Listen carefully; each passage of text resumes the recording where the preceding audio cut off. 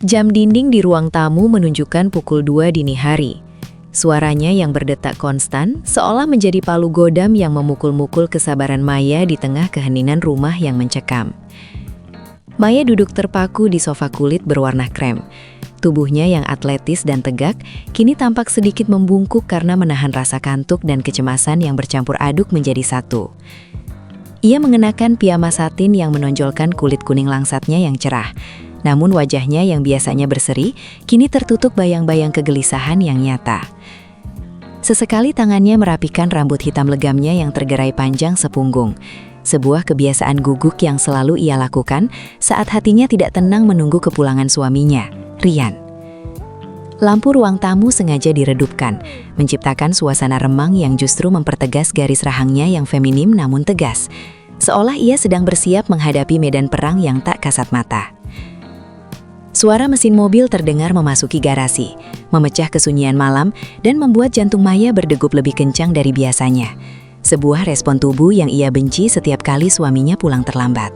Pintu depan terbuka perlahan, menampilkan sosok Rian yang masuk dengan langkah gontai dan wajah yang ditekuk masam.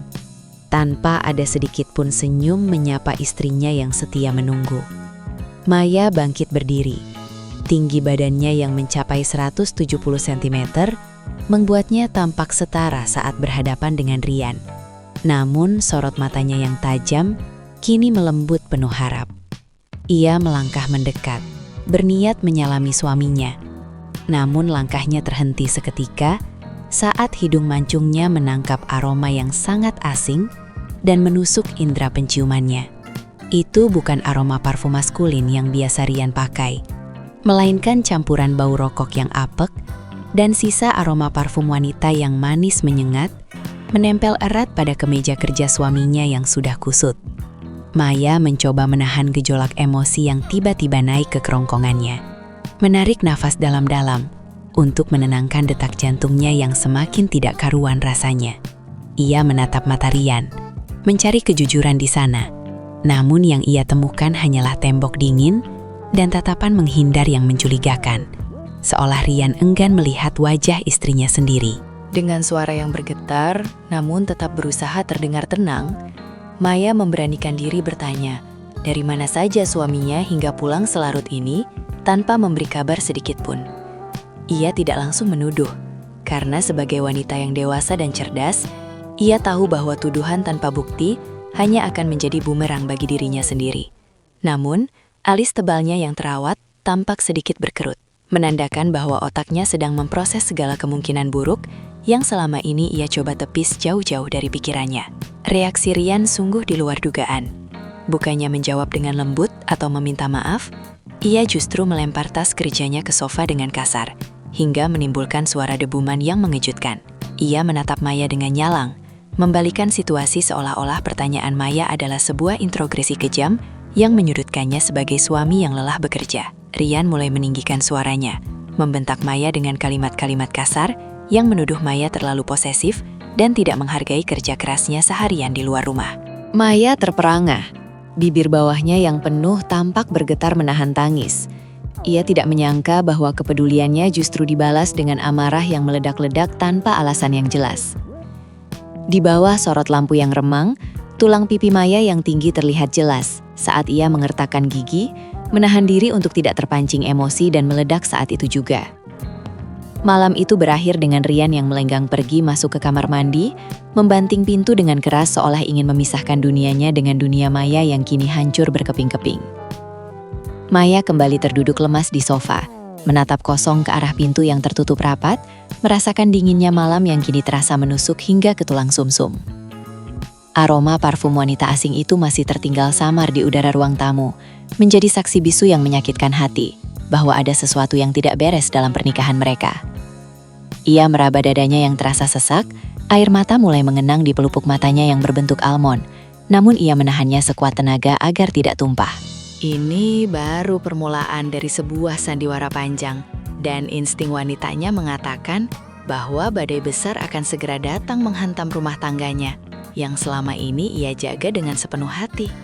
Keesokan paginya, suasana di meja makan terasa begitu kaku dan dingin. seolah ada dinding es tebal yang memisahkan Maya dan Rian, meskipun mereka duduk berhadapan. Maya sudah bangun lebih awal. Wajahnya sudah terlihat segar dengan riasan tipis. Lipstik warna mauve menghiasi bibirnya, menutupi jejak kurang tidur dan kesedihan semalam. Ia menyiapkan sarapan dengan telaten, menata piring dan gelas dengan rapi, berusaha menjalankan perannya sebagai istri yang baik, meskipun hatinya masih terasa nyeri. Rian duduk di sana sambil sibuk dengan ponselnya, sesekali tersenyum tipis pada layar gawai itu.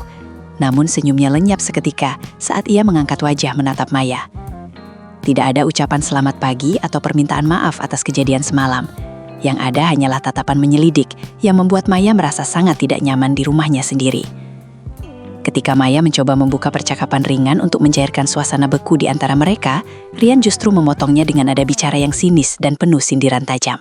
Ia mulai mengungkit hal-hal sepele yang tidak ada hubungannya dengan masalah semalam, seperti rasa kopi yang kurang pas atau letak koran yang salah, hanya untuk memancing keributan. Rian sengaja menciptakan masalah dari ketiadaan, sebuah taktik klasik untuk mengalihkan fokus Maya dari kecurigaannya tentang aroma parfum wanita dan kepulangannya yang larut malam. Ia memposisikan dirinya sebagai korban yang selalu serba salah di mata istrinya. Padahal Maya bahkan belum sempat mengucapkan satu kalimat protes pun pagi itu. Maya hanya bisa menarik napas panjang. Postur tubuhnya yang tegak perlahan mulai terlihat defensif, menyadari bahwa suaminya sedang memainkan permainan pikiran yang berbahaya. Tiba-tiba, Rian meletakkan sendoknya dengan kasar, hingga berdenting nyaring beradu dengan piring, membuat Maya tersentak kaget dan menatap suaminya dengan mata coklat tuanya yang tajam. Rian mulai menuduh bahwa sikap Maya yang banyak tanya semalam adalah karena Maya sendiri sedang menyembunyikan sesuatu darinya, sebuah tuduhan yang sama sekali tidak berdasar. Ia mengatakan bahwa wanita yang terlalu curiga biasanya adalah wanita yang justru sedang melakukan kesalahan di belakang suaminya, memutar balikan logika dengan sangat licik. Maya ternganga mendengar tuduhan itu. Tangannya yang sedang memegang gelas gemetar menahan amarah, merasa harga dirinya sebagai istri setia diinjak-injak begitu saja. Ia mencoba membela diri dengan suara tegas, namun Rian terus memotong ucapannya dengan kalimat-kalimat yang semakin memojokkan dan membingungkan logikanya. Rian semakin menjadi-jadi. Ia mulai mengungkit jadwal Maya sehari-hari, bertanya dengan nada interrogatif seolah Maya adalah tersangka kriminal yang harus diawasi selama 24 jam penuh. Ia mempertanyakan kenapa Maya sering terlihat rapi dan cantik belakangan ini, seolah merawat diri adalah sebuah dosa atau tanda perselingkuhan bagi seorang istri. Padahal Maya memang selalu menjaga penampilannya. Kulitnya yang glowing warm tan dan rambut hitamnya yang berkilau adalah hasil dari perawatan rutin yang ia lakukan untuk dirinya sendiri dan suaminya. Namun, di mata Rian yang manipulatif, kecantikan dan kemandirian Maya kini dijadikan senjata untuk menyerangnya, mengubah hal positif menjadi sesuatu yang tampak mencurigakan dan salah. Maya merasa kepalanya pening. Ia mulai meragukan kewarasannya sendiri, bertanya-tanya apakah mungkin ia memang salah karena terlalu menuntut perhatian. Perdebatan pagi itu diakhiri sepihak oleh Rian yang beranjak pergi bekerja tanpa berpamitan dengan layak, meninggalkan Maya yang termangu sendirian di meja makan yang penuh dengan makanan tak tersentuh. Rian berhasil melakukan misinya, yaitu membuat Maya merasa bersalah dan bingung, sehingga lupa untuk menuntut penjelasan tentang aroma parfum dan perilaku mencurigakan suaminya. Maya memijat pelipisnya yang terasa berdenyut. Matanya yang cerdas kini tampak redup tertutup kabut kebingungan akibat gaslighting yang dilakukan Rian secara sistematis. Ia merasa seperti sedang berjalan di dalam labirin tanpa ujung, di mana setiap jalan yang ia ambil selalu disalahkan dan diputar-balikan arahnya oleh orang yang paling ia percayai. Di dalam hati kecilnya, Maya tahu ada yang tidak beres. Tapi manipulasi Rian begitu halus dan kejam, hingga membuatnya sulit membedakan antara fakta dan ilusi yang diciptakan suaminya. Beberapa hari berlalu dengan ketegangan yang masih menggantung di udara. Rian mulai melancarkan tahap selanjutnya dari rencana jahatnya untuk menyudutkan Maya. Sore itu, saat mereka sedang duduk santai di teras, sebuah momen langka yang sebenarnya dirancang Rian, ia tiba-tiba menyebut nama Dimas dengan nada yang dibuat-buat santai namun mematikan. Dimas adalah teman masa kecil Maya yang kebetulan baru saja pindah kembali ke komplek perumahan mereka dan hanya sempat bertegur sapa sekilas beberapa hari yang lalu saat Maya menyiram tanaman. Rian bertanya dengan nada menyelidik. "Tadi aku lihat kamu ngobrol seru banget sama tetangga baru itu, si Dimas ya? Kayaknya akrab banget sampai ketawa-ketawa gitu." Padahal faktanya, Maya hanya tersenyum sopan dan menyapa seperlunya, tidak lebih dari 2 menit. Sebuah interaksi sosial yang sangat wajar antar tetangga. Maya mengerutkan keningnya. Alis tebalnya yang terawat menyatu bingung, mencoba mengingat momen yang dimaksud Rian karena baginya kejadian itu sangat tidak berarti dan remeh. Ia menjelaskan dengan jujur dan tenang bahwa ia hanya menyapa Dimas karena sopan santun bertetangga, dan tidak ada obrolan seru seperti yang dituduhkan Rian. Namun, Rian justru tertawa kecil. Sebuah tawa meremehkan yang seolah berkata bahwa ia tahu kebenaran yang disembunyikan Maya, membuat darah Maya berdesir panas. Rian mulai menanamkan benih keraguan dengan berkata, "Masa sih cuma nyapa? Kulihat dari jauh bahasa tubuh kamu beda loh, kayak ada spark gitu. Mata kamu berbinar-binar beda kalau sama aku." Kalimat itu sungguh jahat, menyerang karakter Maya yang setia dan membandingkannya dengan ilusi yang Rian ciptakan sendiri di kepalanya. Rian tidak berhenti di situ. Ia mulai mengungkit masa lalu Maya dan Dimas yang sebenarnya hanyalah teman satu sekolah dasar yang sudah puluhan tahun tidak bertemu. Ia mengarang cerita bahwa dulu mungkin ada rasa yang belum tuntas dan kehadiran Dimas sekarang pasti membangkitkan kenangan lama di hati Maya. Maya merasa terhina dengan narasi murahan yang dibangun suaminya. Wajah ovalnya menengadah, menantang tatapan Rian, menunjukkan ketegasan bahwa ia tidak terima dituduh sembarangan. "Jangan mengada-ada, Mas. Aku bahkan lupa dia siapa kalau dia nggak kenalin diri duluan," sanggah Maya dengan suara tegas. Rahangnya mengeras menahan emosi. Namun, Rian justru menggunakan kemarahan Maya sebagai bukti bahwa Maya defensif karena ketahuan belangnya. Sebuah logika sesat yang membuat Maya semakin frustrasi. Malam harinya, Rian mulai bersikap dingin lagi. Seolah-olah dia adalah suami yang tersakiti karena istrinya mulai melirik pria lain. Padahal dialah yang sebenarnya bermain api di luar sana. Ia menolak bicara, mendiamkan Maya, silent treatment, yang mana ini adalah bentuk hukuman psikologis yang sangat menyiksa bagi Maya yang menghargai komunikasi. Maya mondar-mandir di kamar tidur, rambut hitamnya yang bergelombang di ujungnya bergoyang mengikuti langkah kakinya yang gelisah. Ia merasa terjebak dalam skenario gila ini. Ia melihat pantulan dirinya di cermin. Wanita cantik yang mandiri dan setia, namun kini dituduh sebagai peselingkuh hanya karena menyapa tetangga. Rasa tidak adil itu membakar dadanya. Tapi ia tidak tahu bagaimana cara membuktikan ketidakbersalahannya atas sesuatu yang bahkan tidak pernah ia lakukan. Strategi Rian sangat licik. Ia menciptakan musuh imajiner bernama Dimas untuk dijadikan kambing hitam, sehingga ia punya alasan yang terlihat sah untuk marah dan menjauh dari Maya. Dengan menuduh Maya lebih dulu, Rian secara efektif menutupi jejak perselingkuhannya sendiri, membuat Maya sibuk membela diri dan tidak punya waktu untuk menyelidiki perilaku suaminya. Maya yang malang kini tidak hanya harus berjuang melawan kecurigaannya terhadap Rian, tapi juga harus berjuang membersihkan namanya sendiri di hadapan suaminya yang paranoid. Ia merasa dunianya dijungkir balikan, di mana kebaikan dan kesopanan yang ia lakukan justru dijadikan senjata untuk membunuhnya secara perlahan. Tanpa ia sadari, jerat manipulasi itu sudah terpasang kuat, dan Rian sedang menarik talinya semakin kencang setiap harinya. Situasi di rumah semakin memanas ketika Rian mulai bertindak layaknya detektif yang sedang memburu penjahat kelas kakap di dalam rumah tangganya sendiri.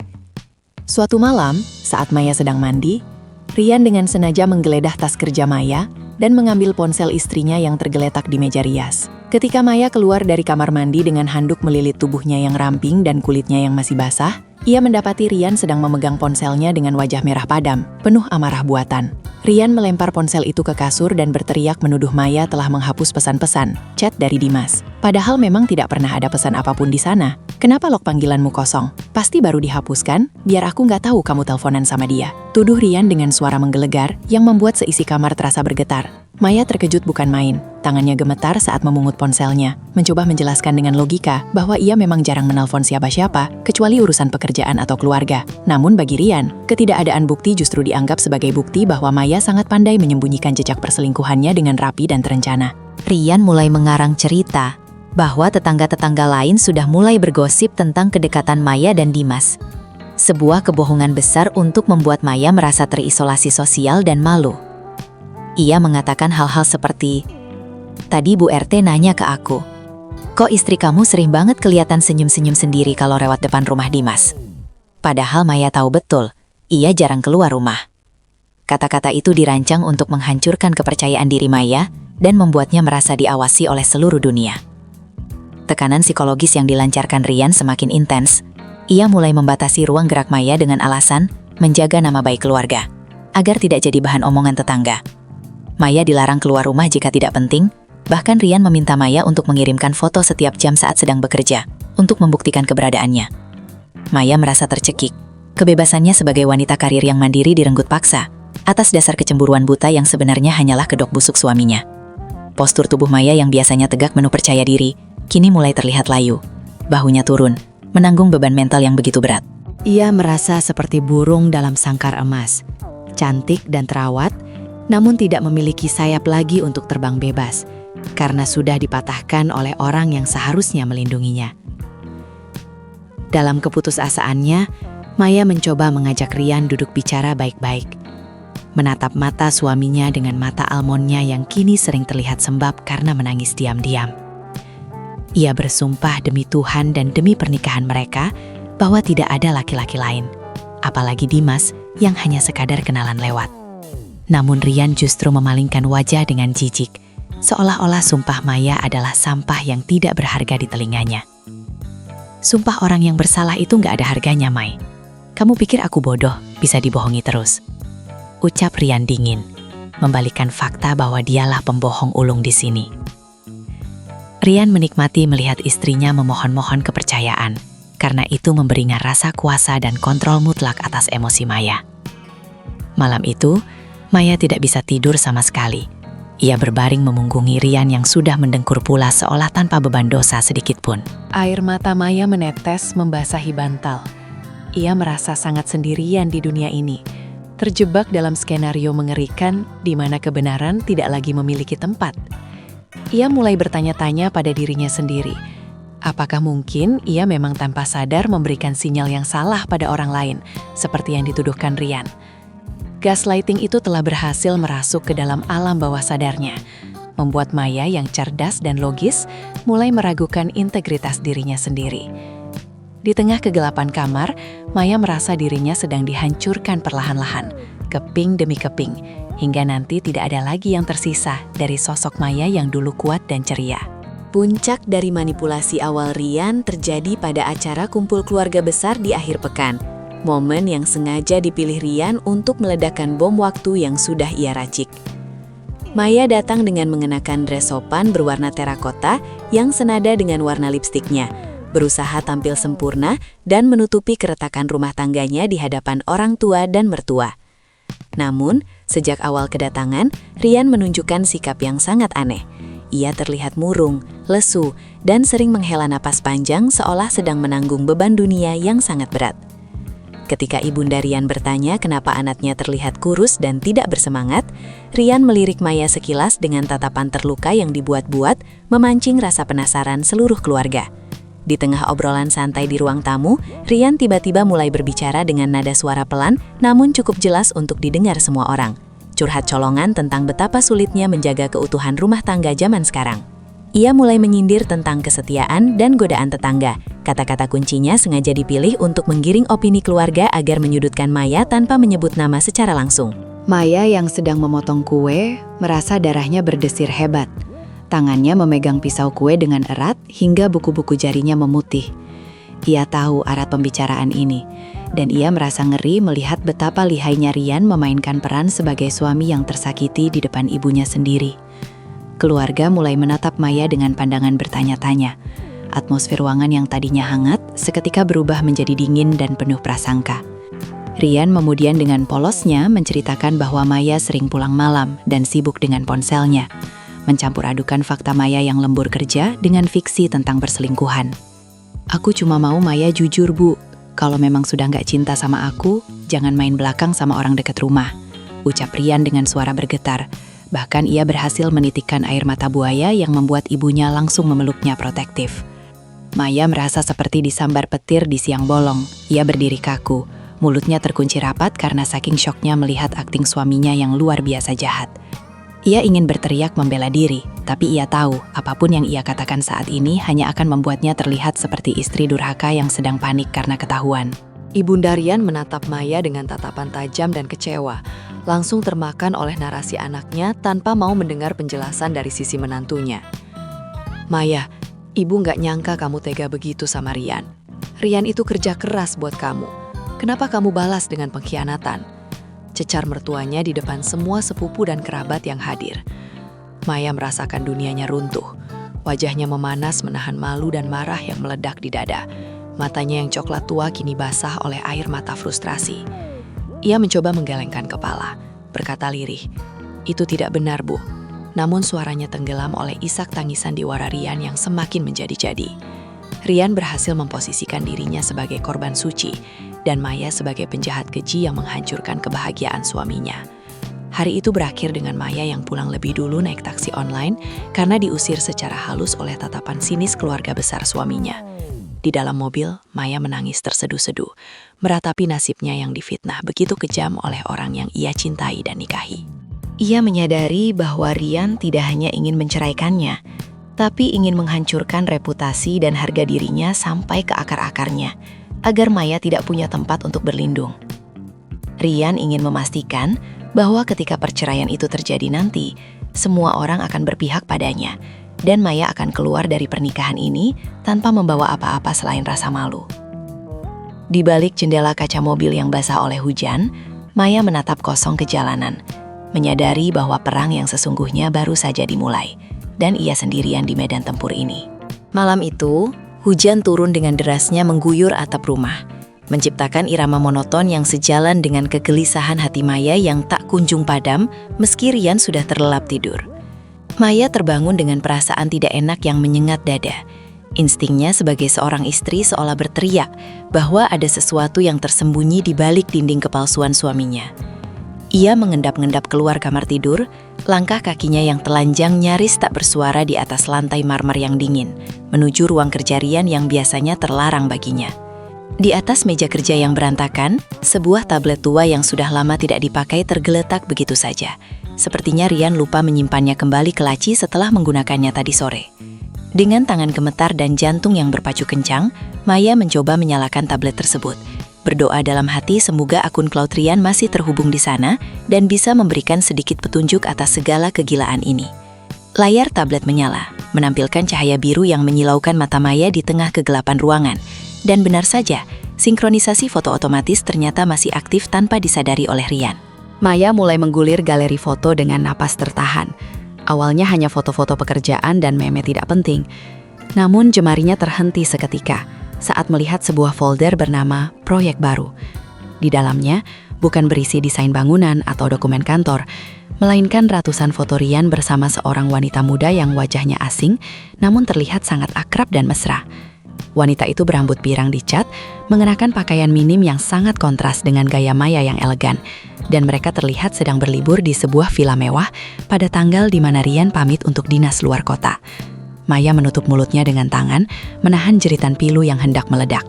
Air matanya langsung tumpah membasahi layar tablet yang menjadi saksi bisu pengkhianatan suaminya.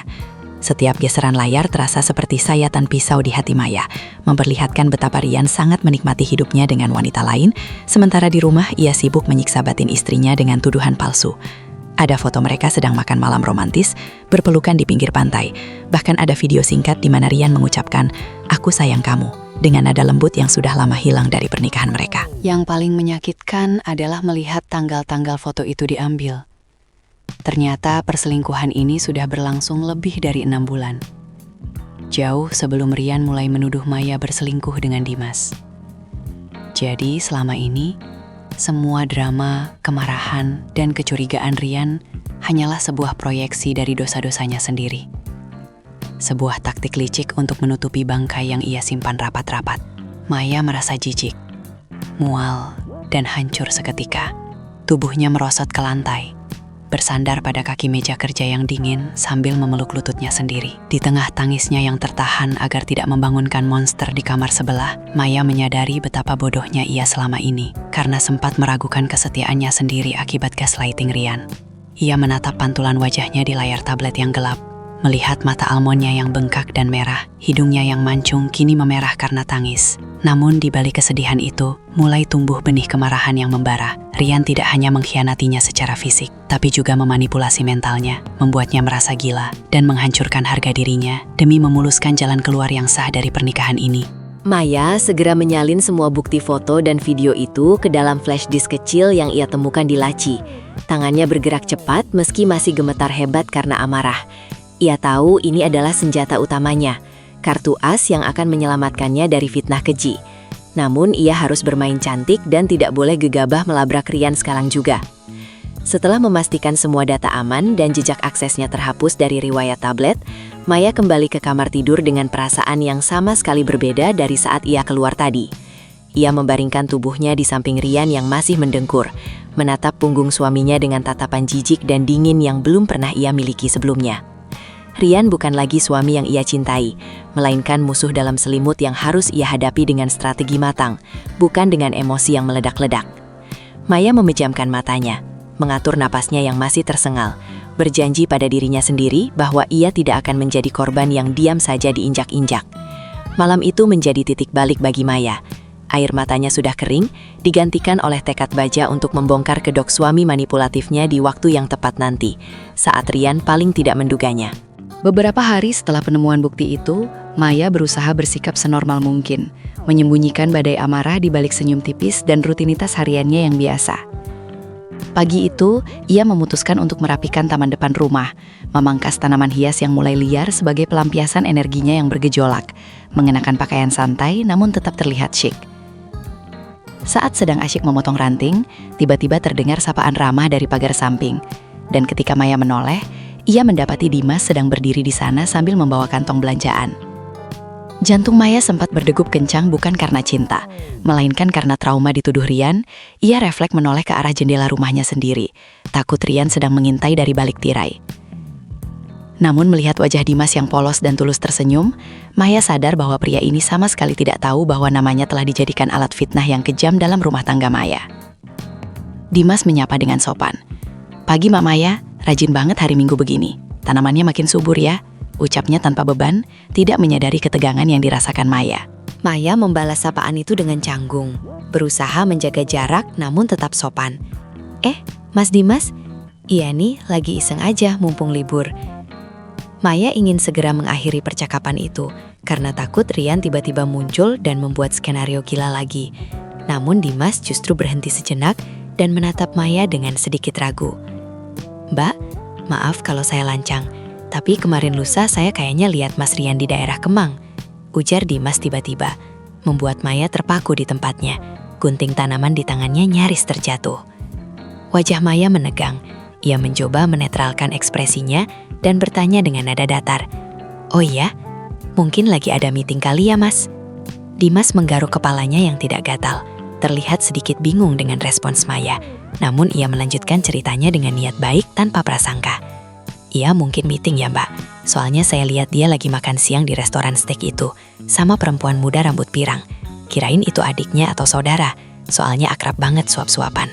Informasi itu bagaikan petir yang menyambar tepat di siang bolong, mengonfirmasi semua foto yang Maya temukan di tablet Rian. Namun mendengarnya langsung dari saksi mata, membuat lukanya terasa lebih nyata. Maya merasakan darahnya berdesir hebat, wajahnya memucat seketika. Namun ia memaksakan seulas senyum kaku untuk menutupi kehancuran hatinya di depan tetangganya itu. "Oh iya, itu sepupunya dari luar kota memang lagi main. Makasih ya Mas Dimas infonya," dusta Maya dengan suara bergetar, berusaha melindungi sisa-sisa martabat keluarganya meski hatinya hancur lebur. Setelah Dimas pamit masuk ke rumahnya, Maya langsung terduduk lemas di bangku taman. Kakinya terasa seperti jelly yang tidak sanggup menopang berat tubuhnya sendiri. Ternyata dunia ini begitu sempit, dan kebohongan Rian begitu besar hingga tumpah ruah ke jalanan, di mana orang lain bisa melihatnya dengan jelas. Ironis sekali, Dimas yang dituduh Rian sebagai selingkuhan Maya justru menjadi saksi mata yang memvalidasi perselingkuhan Rian yang sesungguhnya. Maya meremas sarung tangan berkebunnya. Rasa marah bercampur malu menguasai dirinya. Malu karena ia selama ini dibodohi, dan marah karena Rian dengan santainya bermesraan di tempat umum tanpa memikirkan perasaan istrinya. Tuduhan Rian terhadap Dimas kini terasa semakin konyol dan menjijikan. Sebuah proyeksi sempurna dari rasa bersalah Rian yang ia limpahkan kepada istrinya yang tidak berdosa. Kejadian pagi itu semakin membulatkan tekad Maya. Ia tidak lagi merasa ragu atau bimbang untuk melawan suaminya. Jika orang luar seperti Dimas saja bisa melihat ketidakberesan ini, berarti Rian memang sudah sangat ceroboh dan meremehkan kecerdasan orang-orang di sekitarnya.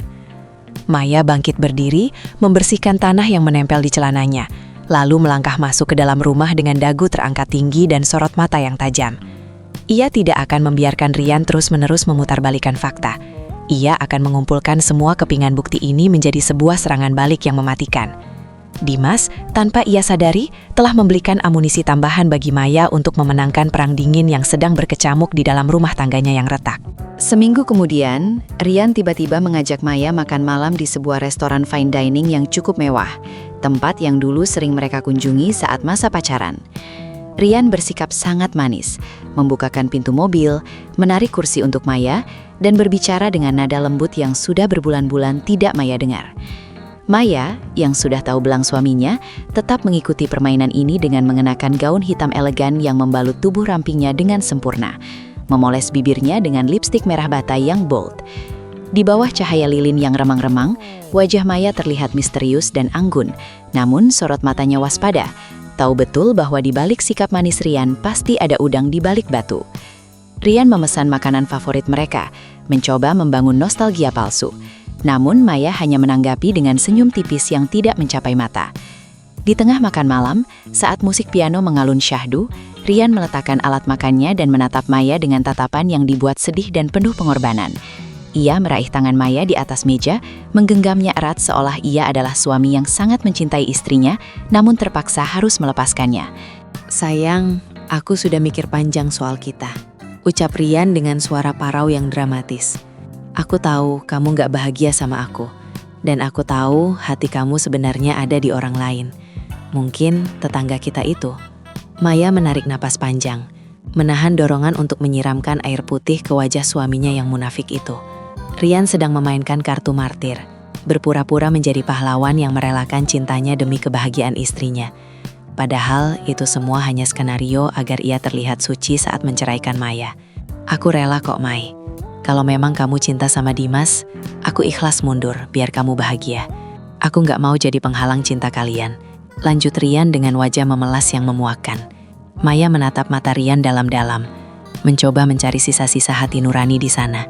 Namun yang ia temukan hanyalah kekosongan dan ambisi untuk bebas dari pernikahan ini dengan cara yang bersih. Rian bahkan sempat menyeka sudut matanya yang kering. Aktingnya sungguh layak mendapatkan piala, karena begitu meyakinkan jika dilihat oleh orang yang tidak tahu fakta sebenarnya. Ia ingin Maya mengiyakan tuduhan itu, atau setidaknya diam saja sehingga Rian bisa merekam percakapan ini atau menggunakannya sebagai pengakuan implisit di kemudian hari. Ini adalah jebakan psikologis tingkat tinggi. Jika Maya membantah, Rian akan bilang Maya penyangkal. Jika Maya diam, Rian akan menganggapnya setuju. Maya menarik tangannya perlahan dari genggaman Rian, menolak untuk masuk ke dalam perangkap narasi yang dibangun suaminya dengan sangat rapi. Dengan tenang dan suara yang stabil, Maya menjawab, "Mas, berhentilah mengarang cerita. Tidak ada Dimas, tidak ada orang lain. Kalau kamu mau pisah, bicaralah jujur sebagai laki-laki. Jangan pakai nama orang lain sebagai tameng." Jawaban Maya yang tegas dan tidak terpancing emosi membuat Rian sedikit terkejut. Skenarionya berantakan karena Maya tidak menangis histeris atau merasa bersalah seperti yang ia harapkan. Wajah Rian mengeras sesaat, topeng malaikatnya retak sedikit, namun ia segera menguasai diri kembali dan menggelengkan kepala seolah-olah Maya adalah orang yang keras kepala dan tidak mau mengakui perasaan sendiri. "Kamu selalu saja begitu, denial." "Aku cuma mau kita pisah baik-baik, Mei." Kilah Rian masih berusaha memegang kendali percakapan. Makan malam yang seharusnya romantis itu berakhir dengan suasana yang sangat tidak nyaman. Makanan mahal di piring mereka nyaris tak tersentuh karena selera makan Maya sudah hilang total. Rian membayar tagihan dengan wajah masam, menyadari bahwa taktik halusnya malam ini gagal total untuk membuat Maya mengaku atau terlihat bersalah. Di dalam mobil saat perjalanan pulang, keheningan mencekam menyelimuti mereka. Rian menyetir dengan kasar, sementara Maya memandang keluar jendela dengan tatapan kosong, namun pikiran yang tajam. Maya sadar, Rian sudah tidak sabar untuk menandangnya keluar dari rumah, dan taktiknya akan semakin kotor setelah ini, karena cara halusnya tidak mempan. Maya mengeratkan pegangannya pada tas tangannya, di mana flash disk berisi bukti perselingkuhan Rian tersimpan aman, menunggu waktu yang tepat untuk diledakkan di muka suaminya yang penuh tipu daya.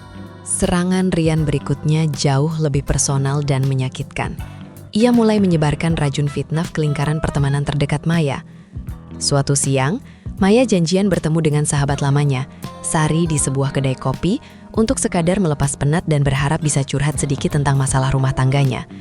Namun, begitu Maya tiba dan duduk, ia langsung merasakan perubahan drastis dari sikap Sari yang biasanya hangat dan ceria menyambutnya. Sari menatap Maya dengan pandangan menyelidik, tidak ada pelukan hangat, bahkan senyumnya terlihat sangat dipaksakan dan dingin, membuat Maya merasa sangat asing dengan sahabatnya sendiri. Ketika Maya mencoba membuka obrolan, Sari menjawab dengan kalimat-kalimat pendek dan ketus, seolah-olah ia enggan berada di sana bersama Maya. Tidak tahan dengan atmosfer yang menyiksa, Maya akhirnya bertanya langsung, "Sar, kamu kenapa sih? Kok jutek banget hari ini? Aku ada salah ya?" Pertanyaan itu seolah membuka keran emosi Sari yang sudah ditahan sejak tadi. Sari mengeluarkan ponselnya dan menyodorkan sebuah tangkapan layar percakapan chat ke hadapan Maya dengan kasar. "Kamu yang kenapa, Mai? Aku nggak nyangka ya, Rian cerita semuanya ke aku." "Kamu selingkuh sama tetangga? Serius? Rian itu baik banget loh.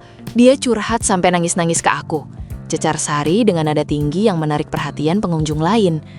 Maya terbelalak melihat layar ponsel Sari. Di sana terlihat chat panjang lebar dari Rian yang menceritakan dongeng sedih tentang betapa hancurnya dia dikhianati istri tercinta. Rian, dengan sangat licik, telah menghubungi teman-teman Maya satu persatu, memposisikan dirinya sebagai korban yang butuh teman curhat. Padahal tujuannya adalah memutus sistem pendukung, support sistem Maya. Dalam cerita versi Rian, Maya digambarkan sebagai istri yang tidak bersyukur, genit, dan sudah berubah total sejak kenal dengan tetangga baru itu. Maya mencoba menjelaskan pada Sari, "Sar, demi Tuhan itu bohong. Rian yang selingkuh, Sar. Dia manipulatif." Namun Sari menggelengkan kepala dengan tatapan kecewa. "Ah, Rian udah bilang kamu pasti bakal nuduh balik dia buat nutupin kesalahanmu. Playing victim banget sih kamu sekarang, Mai."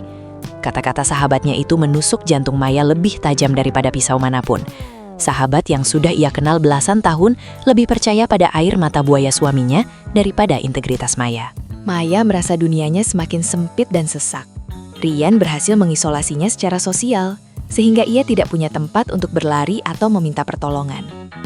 Ia melihat bagaimana Sari menatapnya dengan rasa jijik, seolah Maya adalah wanita kotor yang tidak pantas dijadikan teman, dan itu adalah kemenangan telak bagi Rian. Maya berusaha menahan tangis. Ia mengambil tasnya dan berdiri dengan tubuh gemetar. "Suatu saat kamu bakal tahu siapa yang benar, Sar. Dan aku harap saat itu kamu gak nyesel udah ngehakimi aku kayak gini." Maya meninggalkan kafe itu dengan langkah cepat. Air mata akhirnya jatuh membasahi pipinya begitu ia keluar dari pintu kaca. Merasakan sakitnya dikhianati tidak hanya oleh suami, tapi juga oleh sahabat yang termakan hasutan.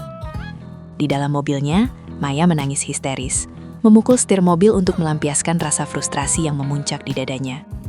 Rian benar-benar ingin menghancurkannya sampai ke tulang-tulang, memastikan Maya sendirian, lemah, dan tidak berdaya saat proses perceraian nanti. Taktik isolasi ini sangat kejam, karena membuat korban merasa ragu dengan realitasnya sendiri, dan kehilangan kepercayaan diri karena tidak ada validasi dari orang lain. Namun, di tengah kehancuran itu, satu kesadaran muncul di benak Maya. Jika Rian harus berusaha sekeras ini untuk menghancurkan nama baiknya, itu berarti Rian sebenarnya takut.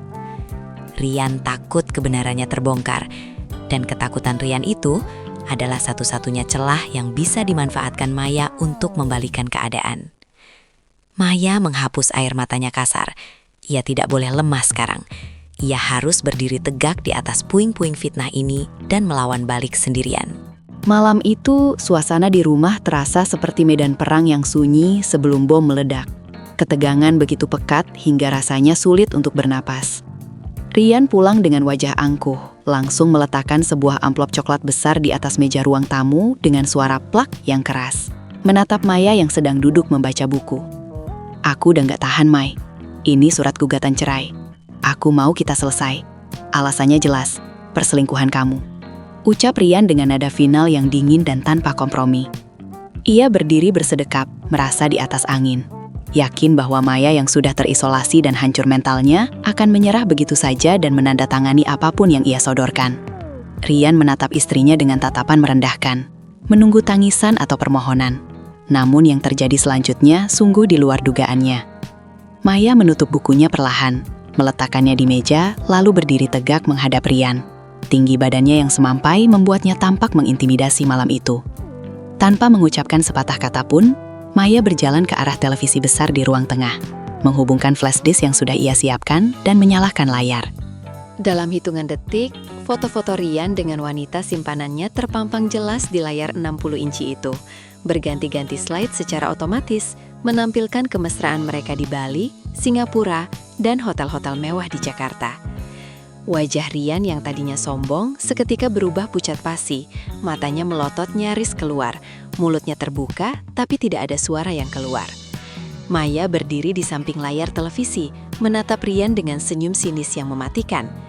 Jadi, perselingkuhan siapa yang kamu maksud di surat itu, Mas? Kamu atau aku? Keheningan yang mencekam pecah oleh suara tawa Rian yang sumbang dan terdengar gila.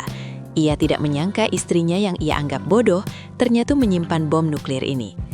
Bukannya meminta maaf atau merasa malu, Rian justru meledak marah. Wajahnya memerah pada menahan amarah karena ketahuan belangnya. "Oh, jadi kamu mata-matai aku? Istri macam apa kamu?" bentak Rian, mencoba membalikan situasi lagi dengan menyalahkan cara Maya mendapatkan bukti itu. "Aku selingkuh itu gara-gara kamu yang dingin, kamu yang sibuk kerja, kamu yang gak bisa ngelayanin aku dengan benar, kamu yang bikin aku cari kenyamanan di luar," teriak Rian, menunjuk-nunjuk wajah Maya, mengeluarkan jurus pamungkas manipulator, menyalahkan korban atas kejahatan pelaku. Maya tidak gentar sedikit pun. Ia melangkah maju mendekati Rian, menatap mata suaminya dengan sorot mata tajam dan penuh keberanian yang membuat nyali Rian sedikit menciut. "Jangan memutarbalikkan fakta, Mas. Kamu selingkuh karena kamu tidak punya integritas, bukan karena aku. Aku sudah jadi istri yang setia, tapi kamu balas dengan sampah," ucap Maya dengan suara rendah, namun penuh penekanan di setiap katanya. Rian yang merasa terpojok semakin brutal secara verbal. Ia mulai membanting barang-barang di sekitarnya. Vas bunga pecah berkeping-keping, mencoba mengintimidasi Maya dengan kekerasan fisik tak langsung. "Oke, kita cerai. Tapi jangan harap kamu dapat 1 sen pun dari harta Gonogini. Aku bakal bikin hidup kamu sengsara," ancam Rian dengan napas memburu. Sifat aslinya yang monster kini keluar sepenuhnya, tanpa topeng. Pertengkaran malam itu adalah puncak dari segala kepalsuan yang selama ini menutupi rumah tangga mereka. Tidak ada lagi sandiwara. Yang ada hanyalah kebencian murni yang terpancar dari kedua belah pihak. Maya melihat sosok suaminya yang sedang mengamuk itu bukan lagi sebagai pasangan hidup, melainkan sebagai parasit yang harus segera ia singkirkan dari hidupnya. Dengan tenang di tengah kekacauan itu, Maya mengambil amplop coklat yang dibawa Rian tadi, lalu merobeknya menjadi 2 bagian tepat di depan mata Rian. "Aku akan gugat cerai kamu, Mas. Tapi dengan bukti-bukti ini. Dan dengan tuntutan yang pantas aku dapatkan. Siapkan pengacaramu, karena aku tidak akan main-main," tantang Maya sebelum berbalik pergi masuk ke kamar dan mengunci pintu rapat-rapat. Di luar, Rian berteriak frustrasi, menyadari bahwa ia telah meremehkan lawan yang salah. Dan perang sesungguhnya baru saja dimulai, dengan Maya memegang kendali penuh atas bukti kebenarannya. Pagi itu, sinar matahari menerobos masuk melalui celah tirai kamar, namun tidak mampu menghangatkan hati Maya yang sudah membeku terhadap suaminya. Setelah konfrontasi meledak semalam, Maya tidak lari atau menangis di pojokan. Sebaliknya, ia bergerak taktis dengan menghubungi seorang pengacara perceraian wanita yang terkenal tegas dan pro-perempuan. Maya duduk di ruang tunggu kantor hukum tersebut dengan mengenakan setelan blazer berwarna navy yang membalut tubuh atletisnya dengan sempurna. Wajahnya dirias tegas dengan alis arch yang membingkai mata almondnya yang tajam, menyiratkan kesiapan untuk berperang. Saat bertemu dengan sang pengacara, Maya menceritakan kronologi kejadian dengan runtut dan logis, menyerahkan salinan bukti digital yang telah ia amankan di dalam flash disk. Tidak ada lagi getaran keraguan dalam suaranya. Pengalamannya dimanipulasi selama berbulan-bulan telah menempa mentalnya menjadi sekeras baja. Ia menyadari bahwa air mata tidak akan memenangkan persidangan, hanya bukti konkret dan strategi hukum yang matang yang bisa menyelamatkannya dari jerat fitnah Rian. Sang pengacara mendengarkan dengan seksama, sesekali mengangguk kagum, melihat ketenangan Maya di tengah badai rumah tangga yang begitu kotor. Ia menyarankan Maya untuk segera mengamankan aset-aset pribadi dan dokumen penting. karena tipe suami manipulatif seperti Rian biasanya akan bermain curang dalam hal harta gono gini begitu topengnya terbuka. Maya teringat pada buku tabungan bersama dan sertifikat rumah. Jantungnya berdegup kencang, membayangkan jika Rian sudah lebih dulu memindahkan aset-aset tersebut. Dengan instruksi pengacara, Maya segera menuju bank untuk memblokir rekening bersama dan meminta catat koran transaksi selama 1 tahun terakhir. Langkah ini sangat krusial, karena Maya mencurigai bahwa dinas luar kota Rian selama ini dibiayai menggunakan uang tabungan mereka. Dan jika itu terbukti, maka itu akan menjadi senjata mematikan untuk membuktikan kesalahan fatal Rian di mata hukum. Sementara itu, Rian yang masih berada di rumah mulai menyadari bahwa Maya tidak sekedar menggertak, dan kepanikan mulai merayapi egonya yang besar. Ia mengirimkan rentetan pesan suara yang isinya berubah-ubah secara drastis. Mulai dari memohon maaf dengan suara memelas, lalu berubah menjadi ancaman kasar, dan kembali lagi menjadi rayuan manipulatif dalam hitungan menit. Maya mendengarkan pesan-pesan itu dengan wajah datar, bibir bawahnya yang penuh menyunggingkan senyum sinis, menyadari betapa tidak stabilnya mental suaminya saat kehilangan kendali atas korbannya. Rian mencoba menakut-nakuti Maya dengan mengatakan bahwa ia akan mempermalukan Maya di depan umum jika berani mengajukan gugatan cerai. Sebuah taktik intimidasi klasik yang dulu mungkin mempan, namun kini hanya terdengar seperti gonggongan anjing ompong di telinga Maya. Maya tidak membalas satupun pesan itu. Ia membiarkan kebisuan menjadi jawaban yang paling menyiksa bagi Rian, yang haus akan perhatian dan drama. Sore harinya, Maya kembali ke rumah dengan membawa beberapa kardus besar, berniat memisahkan barang-barang pribadinya ke kamar tamu untuk sementara waktu sebelum proses hukum berjalan. Ia melihat Rian duduk di sofa dengan wajah berantakan, rambutnya acak-acakan, dan matanya merah, mencoba menampilkan visual suami yang depresi untuk memancing rasa iba Maya. Namun, Maya hanya melewatinya begitu saja, seolah Rian adalah perabot rumah yang tidak kasat mata. Langkah kakinya tegas dan dagunya terangkat tinggi, memamerkan leher jenjangnya yang elegan. Rian yang diabaikan merasa harga dirinya terinjak-injak. Ia mencoba menahan lengan Maya, namun Maya menepisnya dengan gerakan refleks yang cepat dan tatapan mata coklat tua yang menghunus tajam. "Jangan sentuh aku, bicara saja sama pengacaraku," ucap Maya dingin. Kalimat yang menjadi garis batas tegas bahwa akses Rian terhadap tubuh dan emosi Maya sudah tertutup rapat selamanya. Malam itu, Maya menghabiskan waktu di kamar tamu yang terkunci, mempelajari berkas-berkas keuangan yang baru saja ia dapatkan dari bank. Matanya terbelalak melihat deretan transaksi mencurigakan, pembayaran hotel bintang 5, pembelian perhiasan di toko yang tidak pernah Maya kunjungi, hingga transfer rutin ke sebuah rekening atas nama wanita yang tidak ia kenal. Rasa sakit akibat pengkhianatan itu masih ada, namun kini tertutupi oleh rasa jijik yang mendalam, mengetahui bahwa keringat kerja kerasnya juga ikut dinikmati oleh selingkuhan suaminya. Penemuan ini justru semakin menguatkan tekad Maya. Ia tidak hanya akan menceraikan Rian, tapi ia akan menuntut pengembalian setiap sen uang yang telah disalahgunakan. Di bawah sinar lampu meja yang remang, Maya merasa seperti seorang jenderal yang sedang menyusun strategi perang terakhir, di mana kekalahan bukanlah sebuah pilihan.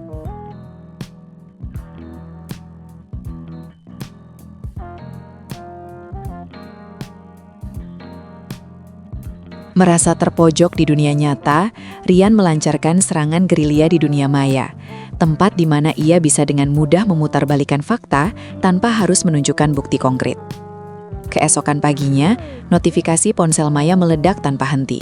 Pesan dari teman, kolega, hingga tetangga membanjiri layar ponselnya. Ternyata, Rian telah mengunggah sebuah status panjang di media sosialnya. Sebuah tulisan yang dirangkai dengan kata-kata puitis namun beracun, menggambarkan dirinya sebagai suami yang ditinggalkan dan dikhianati saat sedang berjuang demi keluarga. Tanpa menyebut nama Maya secara eksplisit, Rian memberikan detail-detail spesifik yang jelas mengarah pada istrinya, menciptakan narasi bahwa istrinya tergoda oleh pria lain, si tetangga, hanya karena suaminya sedang sibuk bekerja. Unggahan itu dilengkapi dengan foto Rian yang sedang duduk sendirian menatap hujan, sebuah visualisasi drama yang dirancang sempurna untuk memanen simpati publik. Maya membaca kolom komentar dengan tangan gemetar.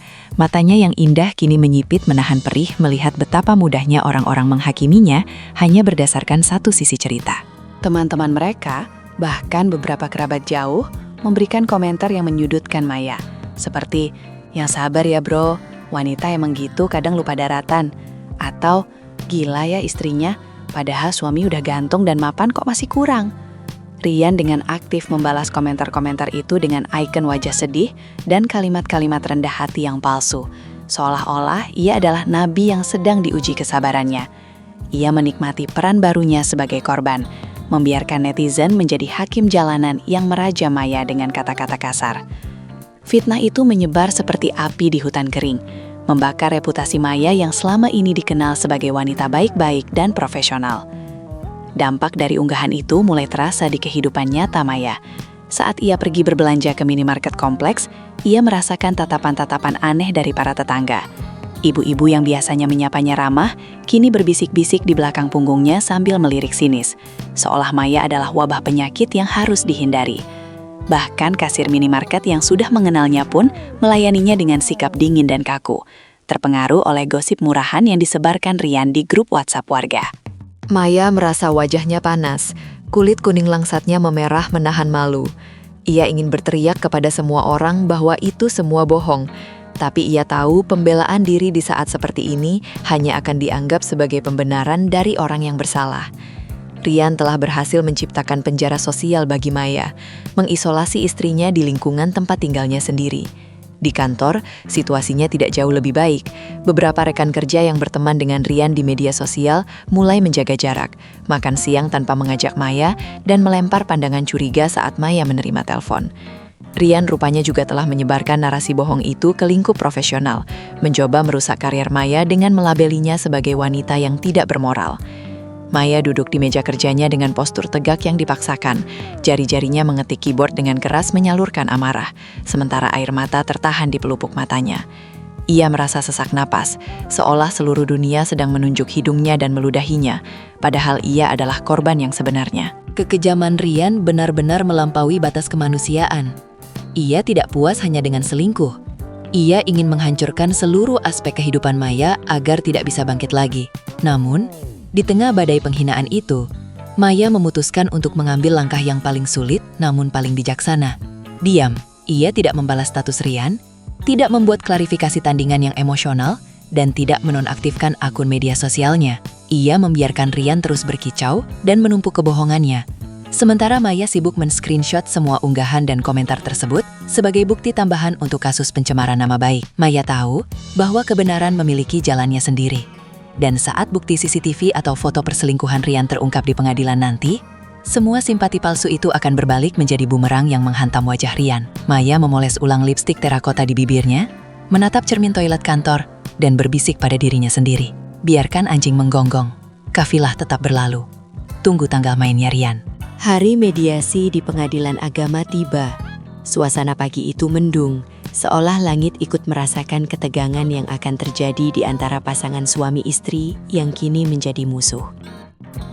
Maya datang didampingi pengacaranya, tampil elegan namun sederhana, dengan kemeja putih dan celana bahan hitam.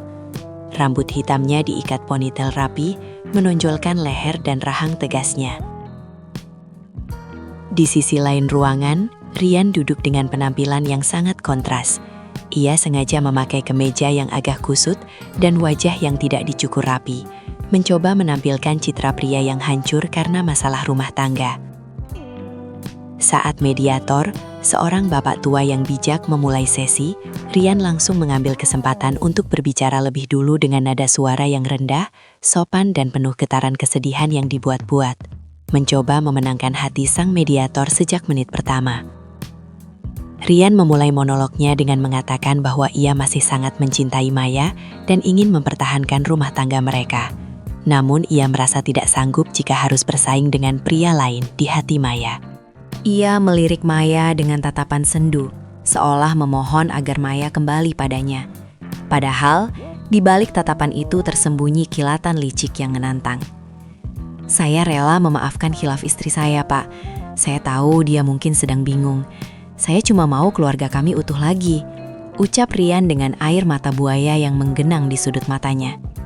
Sang mediator mengangguk-angguk simpatik, lalu menoleh ke arah Maya dengan pandangan bertanya, seolah menyarankan Maya untuk bersyukur memiliki suami pemaaf seperti Rian. Maya mengepalkan tangannya di bawah meja, kukunya menancap ke telapak tangan, menahan rasa mual melihat akting suaminya yang layak mendapatkan piala Oscar itu. Giliran Maya berbicara, ia tidak menggunakan emosi atau air mata, ia menggunakan fakta yang dingin dan tajam. Dengan tenang, Maya menegakkan punggungnya dan menatap lurus ke mata mediator. "Pak, apa yang dikatakan saudara Rian adalah kebohongan mutlak untuk menutupi fakta bahwa dialah yang telah berzina selama 6 bulan terakhir." Suasana ruangan seketika berubah menjadi kaku. Senyum simpatik di wajah mediator perlahan memudar, digantikan oleh kerutan kening yang serius. Pengacara Maya kemudian menyodorkan sebuah map berisi ringkasan bukti awal. Bukan semua bukti, hanya cukup untuk menggoyahkan narasi Rian, termasuk 1 lembar foto Rian sedang berciuman dengan wanita lain di sebuah lobi hotel. Rian yang melihat foto itu diletakkan di meja langsung pucat pasi. Topeng suami tersakitinya retak seketika, digantikan oleh kepanikan yang nyata. Sikap Rian berubah drastis dalam hitungan detik. Yang tadinya lembut dan sopan, kini menjadi defensif dan agresif. Ia mulai meninggikan suaranya, menuduh foto itu editan, dan kembali menyerang Maya dengan tuduhan bahwa Maya memata-matai privasinya secara ilegal. "Ini jebakan. Dia sengaja cari-cari kesalahan saya karena dia yang salah," bentak Rian, lupa bahwa ia sedang berada di depan mediator yang menilai perilaku mereka. Sang mediator kini bisa melihat dengan jelas sifat asli Rian yang temperamental dan manipulatif, kontras dengan sikap Maya yang tetap tenang dan bermartabat meski diserang. Perubahan wajah dua muka Rian ini justru menjadi poin penting bagi mediator untuk menyimpulkan bahwa pernikahan ini memang sudah tidak sehat dan penuh dengan toxic relationship yang didalangi oleh pihak suami. Mediasi hari itu berakhir dengan kegagalan total untuk rujuk. Namun menjadi kemenangan kecil bagi Maya, karena ia berhasil mematahkan narasi korban Rian di hadapan pihak otoritas. Saat mereka berjalan keluar dari ruangan, Rian sempat berbisik dengan ada mengancam di telinga Maya. "Awas kamu, aku bakal bikin kamu nyesal seumur hidup." Maya tidak gentar. Ia berhenti sejenak, memutar tubuhnya menghadap Rian, dan tersenyum tipis. Senyum seorang pemenang yang memegang kartu as. "Simpan ancamanmu untuk pengadilan, Mas. Kamu akan membutuhkannya saat aku membongkar kemana saja uang tabungan kita kamu alirkan." Balas Maya dengan tenang, lalu berlalu pergi. Rian tertinggal di lorong pengadilan dengan wajah merah padam, menyadari bahwa istri yang dulu ia anggap lemah kini telah menjelma menjadi lawan yang jauh lebih pintar dan mematikan daripada yang ia perkirakan. Proses perceraian berlanjut ke tahap pembuktian harta Gonogini. Dan inilah momen di mana Maya benar-benar menghancurkan pertahanan Rian hingga ke akar-akarnya. Berdasarkan data awal yang Maya dapatkan dari bank, pengacaranya mengajukan permohonan audit forensik terhadap semua rekening Rian, termasuk rekening yang ia coba sembunyikan. Hasilnya sangat mencengangkan. Terungkap bahwa Rian telah menghabiskan hampir 40% dari total aset liquid mereka untuk membiayai gaya hidup mewah selingkuhannya. Ada aliran dana untuk pembayaran sewa apartemen mewah di Jakarta Selatan atas nama wanita itu, pembelian tas-tas branded, hingga biaya perawatan kecantikan yang nilainya puluhan juta rupiah setiap bulannya. Semua itu dilakukan Rian saat ia selalu mengeluh pada Maya bahwa kondisi keuangan sedang sulit dan meminta Maya untuk berhemat belanja dapur. Maya menatap lembaran hasil audit itu dengan perasaan campur aduk.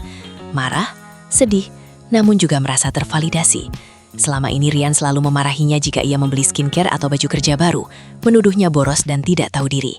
Ternyata uang itu justru dihamburkan untuk wanita lain. Fakta ini bukan hanya soal perselingkuhan hati, tapi juga pencurian hak istri dan masa depan keluarga.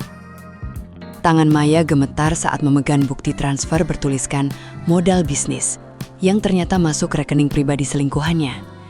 Sebuah kebohongan finansial yang sangat terencana dan jahat. Maya merasa bodoh karena pernah percaya pada alasan Rian. Namun ia segera mengubah rasa sakit itu menjadi bahan bakar untuk menuntut haknya kembali secara penuh di pengadilan. Ketika bukti-bukti finansial ini dibeberkan dalam rapat tertutup antara pengacara, wajah Rian terlihat seperti orang yang baru saja melihat hantu. Ia tidak bisa lagi berkilah dengan kata-kata manis atau air mata buaya, karena angka-angka di rekening koran tidak bisa berbohong. Pengacara Maya dengan tegas menyatakan bahwa mereka akan menuntut pengembalian dana tersebut diperhitungkan dalam pembagian harta Gonogini, yang artinya Rian terancam keluar dari pernikahan ini tanpa membawa harta sedikit pun, alias jatuh miskin. Rian mulai berkeringat dingin, matanya liar mencari celah untuk kabur. Namun ia sadar, Ia sudah tersudut di pojok ring tinju tanpa jalan keluar. Kesombongannya tentang membuat Maya sengsara kini berbalik menyerangnya dengan telak. Justru dialah yang kini terancam bangkrut total akibat ulahnya sendiri. Tidak berhenti di situ. Maya menemukan bukti bahwa Rian juga menggunakan kartu kredit tambahan atas nama Maya untuk membelikan hadiah bagi wanita tersebut, meninggalkan tagihan yang menumpuk atas nama Maya. Ini adalah bentuk financial abuse yang kejam, menjebak Maya dalam utang yang tidak pernah ia buat. Maya menyertakan bukti lokasi transaksi yang tidak sesuai dengan keberadaannya saat itu, membuktikan bahwa kartu itu dipakai oleh orang lain. Kemungkinan besar, Rian atau selingkuhannya. Dengan bukti ini, Maya tidak hanya menolak membayar tagihan tersebut, tapi juga berpotensi menyeret Rian ke ranah pidana atas tuduhan penipuan dan penyalahgunaan wewenang dalam rumah tangga. Rian benar-benar panik sekarang. Ia mulai memohon-mohon pada pengacara Maya untuk tidak membawa kasus ini ke ranah pidana. Namun, Maya sudah menutup pintu negosiasi. Setelah mengamankan posisi hukumnya, Maya merasa sudah saatnya untuk membersihkan nama baiknya di hadapan keluarga besarnya sendiri yang sempat termakan hasutan Rian. Ia meminta waktu untuk bertemu dengan orang tua dan mertuanya dalam sebuah pertemuan keluarga inti, tanpa kehadiran Rian. Awalnya, suasana pertemuan itu sangat dingin dan canggung. Ibunda Rian masih memandang Maya dengan tatapan kecewa, sementara orang tua Maya sendiri terlihat bingung dan malu akibat gosip yang beredar. Maya duduk dengan tenang di tengah ruangan, mengenakan pakaian sopan berwarna pastel yang memberikan kesan lembut namun tegas. Ia tidak datang untuk memohon belas kasihan, melainkan untuk menyajikan kebenaran yang tidak terbantahkan. Tanpa banyak bicara basa-basi, Maya mengeluarkan tabletnya dan mulai menunjukkan bukti-bukti yang selama ini ia simpan rapat. Ia memperlihatkan foto-foto perselingkuhan Rian, bukti chat mesra dengan selingkuhannya, hingga mutasi rekening yang menunjukkan aliran dana besar-besaran ke wanita lain. Ruang tamu yang hening itu seketika dipenuhi oleh suara tarikan napas kaget dan gumaman tidak percaya. Ibunda Rian yang tadinya sangat membela anaknya, kini menutup mulutnya dengan tangan. Matanya terbelalak melihat foto anaknya sedang berpelukan mesra dengan wanita asing di Bali. Pada tanggal di mana Rian pamit padanya sedang tugas berat demi keluarga. Wajah wanita tua itu memucat. Rasa malu dan bersalah langsung menghantam dadanya dengan keras karena telah menuduh menantu sebaik Maya dengan tuduhan keji. Orang tua Maya yang sempat meragukan putri mereka sendiri, kini menangis seseduh-seduh memeluk Maya, meminta maaf berkali-kali karena tidak mempercayainya sejak awal. Ayah Maya, seorang pensiunan tentara yang tegas, tampak mengepalkan tangannya menahan amarah yang meluap. Wajahnya memerah padam menyadari putri kesayangannya telah dikhianati dan difitnah sedemikian rupa oleh menantu yang ia percayai. Kurang ajar si Rian, berani-beraninya dia memutarbalikkan fakta ke saya, geram ayah Maya dengan suara bergetar. Maya memeluk ayahnya, mencoba menenangkan. Air mata haru menetes di pipinya yang mulus. Beban berat yang selama ini ia pikul sendirian perlahan terangkat. Akhirnya, orang-orang yang ia cintai tahu kebenarannya dan kembali berpihak padanya. Momen paling emosional terjadi ketika Ibunda Rian beringsut mendekati Maya, bersimpuh memegang tangan Maya sambil menangis terseduh-seduh. Maafkan ibu nak Maya, ibu buta, ibu percaya saja sama omongan Rian. Ibu nggak nyangka dia sejahat ini sama kamu. Isak mertuanya dengan penuh penyesalan. Maya dengan kebesaran hatinya membantu mertuanya berdiri dan memeluknya, meskipun hatinya masih terasa nyeri. Ia tidak membenci mertuanya, karena ia tahu Rianlah dalang manipulator ulung di sini. Bukan salah ibu, Mas Rian memang pandai bersandiwara. Saya cuma mau ibu tahu yang sebenarnya, supaya nama baik saya dan keluarga saya tidak tercemar lagi, ucap Maya lembut namun tegas. Rekonsiliasi ini menjadi tamparan keras bagi rencana Rian yang ingin mengisolasi Maya. Kini, Rian justru kehilangan dukungan dari ibunya sendiri. Pertemuan itu berakhir dengan dukungan penuh dari seluruh keluarga besar untuk Maya. Mereka berjanji akan membantu Maya dalam proses perceraian dan akan meluruskan gosip miring yang beredar di kalangan kerabat. Maya melangkah keluar dari rumah orang tuanya dengan perasaan lega yang luar biasa. Seolah ia baru saja bisa bernapas lega setelah tenggelam di dalam air selama berbulan-bulan. Langit sore itu tampak cerah berwarna jingga keemasan, memantul indah di mata coklat tuanya yang kini kembali bersinar cerdas dan hangat. Maya tahu perjuangannya belum selesai di pengadilan, Tapi setidaknya sekarang ia tidak lagi sendirian. Pasukan pendukungnya telah kembali, dan benteng pertahanan Ryan yang dibangun di atas kebohongan kini telah runtuh total, meninggalkannya sendirian menghadapi konsekuensi dari perbuatannya. Berita tentang proses perceraian Ryan dan segala bukti kecurangannya menyebar bagai api liar. Tidak hanya di lingkungan keluarga, tetapi juga merembes hingga ke lingkungan kerja mereka yang kebetulan masih dalam satu lingkaran industri. Ryan, yang selama ini membangun citra sebagai eksekutif muda yang sukses dan family man, kini menjadi bahan gunjingan panas di setiap sudut kantin kantor dan grup obrolan karyawan. Tatapan kagum yang dulu sering ia terima dari rekan-rekan wanitanya, kini berubah menjadi tatapan jijik dan merendahkan, seolah ia adalah sampah masyarakat yang harus dihindari. Puncak kehancurannya terjadi ketika atasan Ryan memanggilnya ke ruangan tertutup, bukan untuk memberikan promosi, melainkan peringatan keras karena performa kerjanya yang anjlok drastis akibat sibuk mengurus masalah hukum dan drama perselingkuhannya. Ryan keluar dari ruangan bosnya dengan wajah merah padam, dasinya longgar, dan langkahnya gontai, menyadari bahwa karir yang ia banggakan kini berada di ujung tanduk karena ulahnya sendiri. Di tengah tekanan sosial dan karir yang menghimpit, Ryan berharap bisa menemukan pelarian dan kenyamanan di pelukan wanita selingkuhannya. Namun kenyataan pahit justru menunggunya di sana. Wanita muda yang selama ini dimanjakan dengan uang hasil curian dari harta gonogini itu mulai mencium bau kebangkrutan pada diri Ryan. Ketika Ryan datang mengeluh soal pembekuan aset dan tuntutan Maya yang membuatnya tidak bisa lagi membelikan barang mewah, sikap wanita itu berubah 180 derajat menjadi dingin dan tidak peduli. Ia menolak menemui Ryan dengan berbagai alasan klise, bahkan mulai sulit dihubungi, membuat Ryan sadar bahwa cinta yang ia agung-agungkan itu hanyalah transaksional belaka. Ryan mencoba memohon, mengingatkan tentang cinta sejati mereka. Namun wanita itu hanya tertawa sinis dan berkata bahwa dia tidak mau hidup susah dengan duda bangkrut yang punya masalah hukum. Tamparan realita itu menghantam Ryan dengan sangat keras hingga membuatnya sempoyongan. Ia telah mengorbankan istri yang tulus dan sempurna seperti Maya demi seorang wanita yang meninggalkannya begitu uangnya habis. Ryan duduk sendirian di dalam mobilnya di parkiran apartemen wanita itu, memukul setir dengan frustasi hingga tangannya sakit, meratapi kebodohannya yang luar biasa fatal. Ia teringat bagaimana Maya selalu ada untuknya saat ia merintis karir dari nol, menyiapkannya sarapan, dan mendengarkan keluh kesahnya tanpa menuntut imbalan materi yang berlebihan. Kini, bayangan wajah Maya yang cantik dengan kulit kuning langsat dan senyum tulus itu menghantuinya, menjadi momok yang menyiksa batinnya, karena ia sadar ia tidak akan pernah bisa mendapatkan wanita sebaik itu lagi. Rasa penyesalan mulai merayap naik ke tenggorokannya, terasa pahit dan menyakitkan. Namun nasi sudah menjadi bubur dan tidak ada jalan untuk kembali. Sementara Ryan hancur, Maya justru semakin bersinar. Ia mendengarkan kabar tentang nasib Ryan dari teman-temannya, namun tidak merasakan kepuasan dendam, melainkan rasa kasihan yang berjarak. Maya fokus menata hidupnya kembali. Ia mulai sering terlihat berkumpul dengan teman-teman positifnya. Wajahnya yang oval terlihat semakin segar, tanpa beban pikiran yang selama ini menekannya. Ia tidak ikut campur dalam kejatuhan Ryan. Ia membiarkan hukum alam bekerja dengan sendirinya, membuktikan bahwa karma itu nyata dan tidak pernah salah alamat. Maya menyadari bahwa kehancuran Ryan bukanlah tanggung jawabnya lagi. Itu adalah konsekuensi logis dari serangkaian pilihan buruk yang diambil suaminya dengan sadar.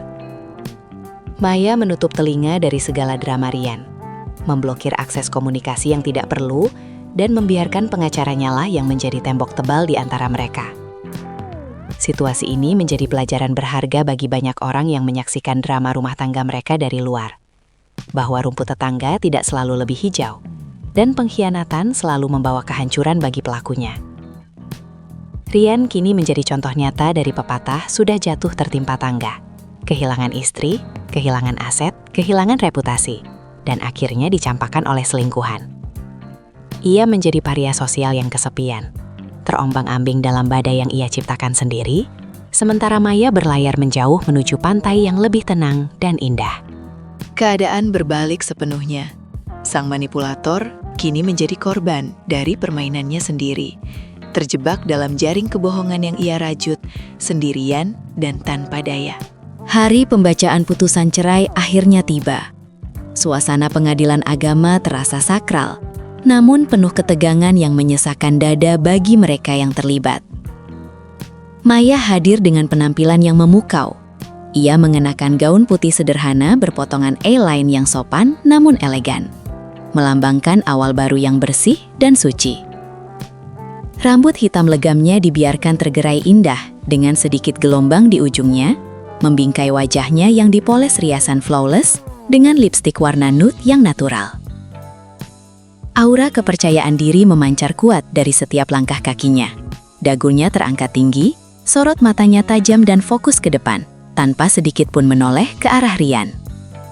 Sebaliknya, Rian tampak kacau balau.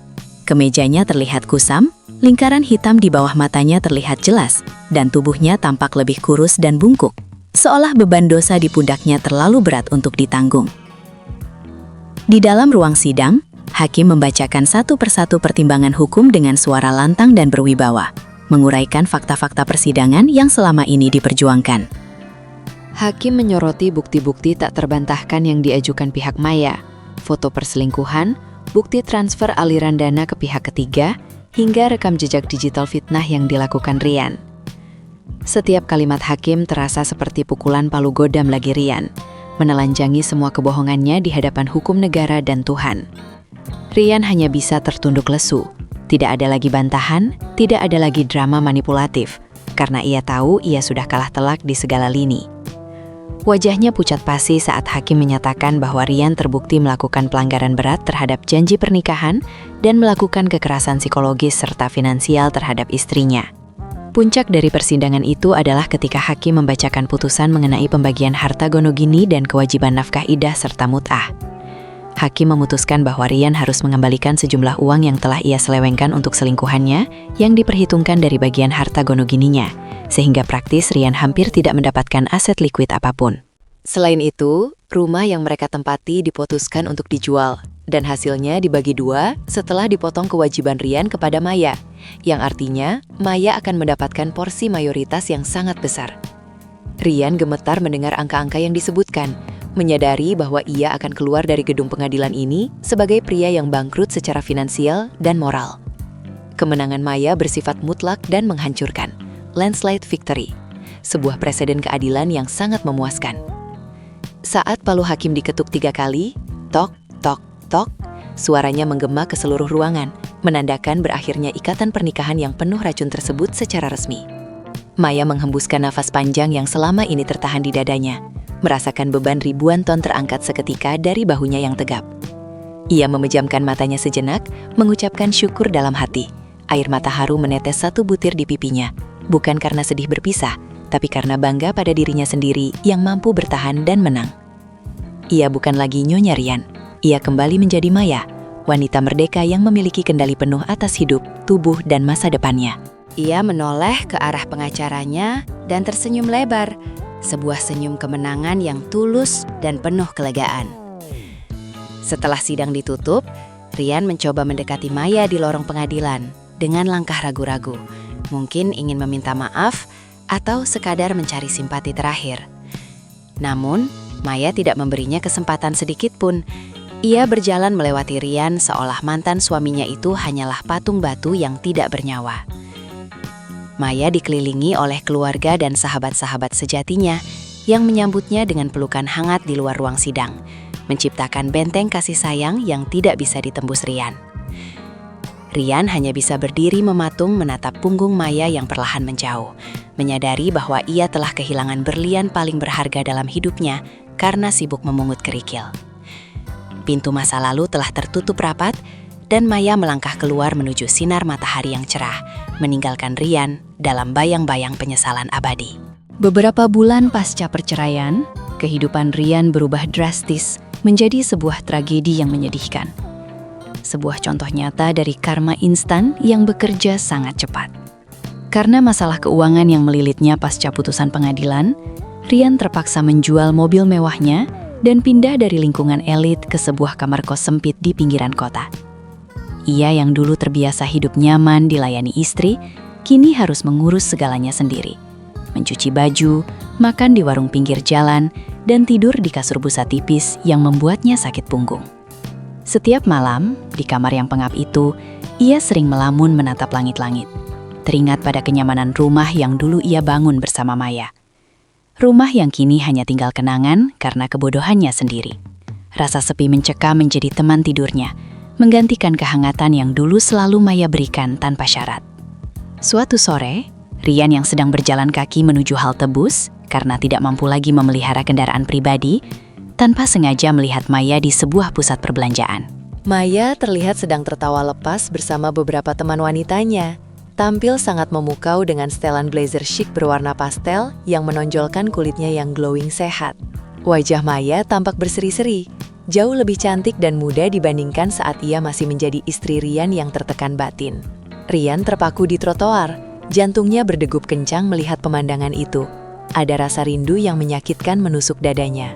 Ia ingin berlari menghampiri, menyapa, dan mungkin memohon kesempatan kedua. Namun kakinya terasa berat, seolah tertanam di aspal. Ia sadar betapa jauhnya jarak yang kini terbentang di antara mereka. Maya ada di puncak dunia, sementara ia berada di dasar jurang kehancuran.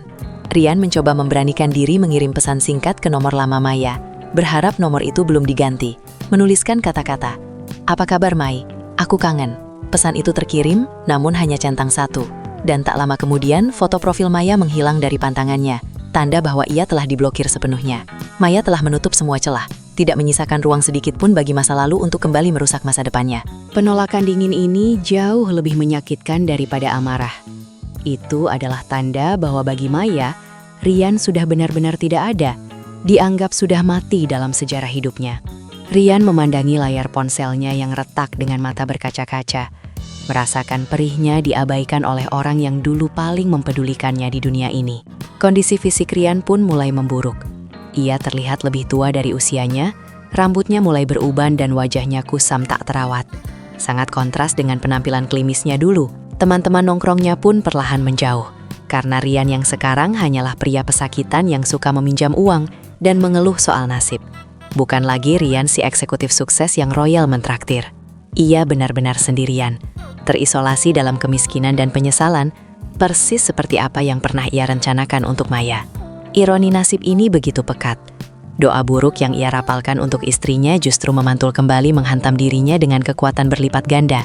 Ia hidup dalam bayang-bayang kejayaan masa lalu, tersiksa oleh memori tentang kebahagiaan yang ia hancurkan dengan tangannya sendiri. Di sisi lain, kisah kehancuran Rian menjadi buah bibir di kalangan tetangga lama dan kerabat sebagai pelajaran moral yang menakutkan. Orang-orang berbisik bahwa itu adalah balasan setimpal bagi suami yang tidak tahu bersyukur dan gemar memutarbalikkan fakta. Rian, yang dulu sangat menjaga citra dan gengsi, kini menjadi simbol kegagalan seorang laki-laki. Ia harus menelan pil pahit rasa malu setiap hari, berjalan menunduk, menghindari tatapan orang yang mengenalnya. Tidak ada lagi yang bisa ia sombongkan, tidak ada lagi yang bisa ia manipulasi. Hidup telah memaksanya untuk berkaca, melihat sosok monster dalam dirinya yang telah menghancurkan segalanya. Dan kini, ia harus menghabiskan sisa hidupnya memeluk erat penyesalan yang datangnya selalu terlambat. 1 tahun berlalu, Maya telah sepenuhnya bertransformasi menjadi versi terbaik dari dirinya sendiri. Seolah perceraian adalah pupuk yang menyuburkan jiwanya yang sempat layu. Ia menggunakan uang bagian gonogininya dengan bijak untuk membuka sebuah butik fashion kecil namun elegan, menyalurkan passionnya dalam bidang mode yang selama ini terpendam karena larangan Rian. Bisnisnya berkembang pesat, berkat kerja keras dan selera estetikanya yang tinggi, membuatnya menjadi wanita karir yang mandiri secara finansial dan dihormati di lingkungannya. Penampilannya semakin mempesona, tubuhnya semakin fit dan kencang karena rutin berolahraga, kulit sawo matangnya yang cerah menjadi ciri khas kecantikannya yang eksotis, dan senyumnya kini selalu merekah tulus tanpa beban. Ia bukan lagi korban, ia adalah seorang penyintas yang sukses, successful survivor. Suatu pagi yang cerah, saat Maya sedang menata etalase butiknya, Dimas, tetangga yang dulu dijadikan kambing hitam fitnah Rian, mampir untuk sekedar menyapa dan membeli kado untuk ibunya. Pertemuan mereka kali ini sangat berbeda dengan masa lalu. Tidak ada lagi kecanggungan atau rasa takut dituduh macam-macam. Maya menyambut Dimas dengan tawarannya dan obrolan santai yang hangat. menunjukkan kedewasaan dan kebebasan mental yang luar biasa. Tidak ada romansa yang dipaksakan di antara mereka, hanya persahabatan murni dan rasa saling menghargai antar tetangga yang baik. Kehadiran Dimas hari itu menjadi simbol bahwa Maya telah berdamai dengan masa lalunya. Sosok yang dulu menjadi sumber trauma fitnah, kini hanya menjadi teman biasa yang tidak lagi memicu rasa sakit atau takut. Maya juga merenovasi ulang rumah yang kini menjadi miliknya sepenuhnya, mengganti cat dinding yang suram dengan warna-warna cerah, dan membuang semua perabotan yang memiliki kenangan dengan Rian. Ia menciptakan ruang yang benar-benar miliknya, tempat di mana ia bisa bernapas lega dan menjadi ratu di istananya sendiri. Setiap sudut rumah kini memancarkan aura positif dan ketenangan, dihiasi dengan lukisan dan tanaman yang ia sukai. Maya sering mengundang keluarga dan teman-temannya untuk makan malam, mengisi rumah itu dengan canda tawa dan kehangatan yang nyata, menggantikan keheningan mencekam yang dulu sering terjadi saat Rian masih ada. Ia membuktikan bahwa kebahagiaan sebuah rumah tidak bergantung pada adanya sosok suami, melainkan pada ketenangan hati penghuninya. Dalam aspek sosial, nama baik Maya telah pulih sepenuhnya, bahkan lebih harum dari sebelumnya. Tetangga dan kerabat yang dulu mencibir, kini berbalik menjadi kagum dan segan, melihat ketangguhan Maya dalam menghadapi badai kehidupan. Ia sering dimintai nasihat oleh wanita-wanita lain yang mengalami masalah serupa, menjadi inspirasi bagi mereka untuk berani bersuara dan melawan ketidakadilan dalam rumah tangga. Maya tidak pernah menjelek-jelekan mantan suaminya lagi. Baginya Rian adalah bab usang yang sudah selesai dibaca dan ditutup bukunya. Sikapnya yang elegan dan berkelas ini justru membuat orang semakin menaruh hormat padanya, melihatnya sebagai wanita yang memiliki integritas tinggi dan hati yang luas. Kehidupan asmara Maya, ia tidak terburu-buru mencari pengganti. Ia sedang menikmati masa-masa jatuh cinta pada dirinya sendiri, memanjakan dirinya dengan traveling, perawatan diri, dan menekuni hobi baru. Ia sadar bahwa kebahagiaannya tidak didefinisikan oleh status hubungan, melainkan oleh seberapa besar ia mencintai dan menghargai dirinya sendiri. Matanya yang berbentuk almond dan berwarna coklat tua itu kini memancarkan binar kebahagiaan yang mandiri. Sorot mata seorang wanita yang tahu nilainya dan tidak akan pernah lagi membiarkan siapapun merendahkannya. Maya telah menemukan kembali cahayanya yang sempat redup. Dan kali ini, cahayanya bersinar jauh lebih terang, siap menerangi jalan masa depannya yang penuh harapan. Kisah Maya ditutup dengan sebuah refleksi mendalam di suatu senja yang indah. Saat ia duduk di balkon rumahnya, menikmati secangkir teh hangat sambil memandang matahari terbenam. Langit berwarna ungu kemerahan memantul di wajahnya yang tenang. Angin sepoi-sepoi memainkan ujung rambut hitamnya yang berkilau. Ia merenungkan perjalanan panjang yang telah ia lalui. Dari seorang istri yang tertekan, dimanipulasi, dan difitnah, menjadi wanita yang berdiri tegak di atas kakinya sendiri dengan kepala terangkat tinggi. Luka-luka masa lalu memang meninggalkan bekas. Namun bekas luka itu kini menjadi tanda kehormatan. Bukti bahwa ia pernah terluka, namun berhasil sembuh dan menjadi lebih kuat dari sebelumnya. Ia menyadari bahwa badai rumah tangga kemarin bukanlah akhir dari segalanya, melainkan sebuah proses seleksi alam yang memisahkan dirinya dari orang yang tidak pantas mendampinginya. Maya belajar bahwa harga diri seorang wanita tidak boleh digantungkan pada validasi seorang pria, apalagi pria yang manipulatif.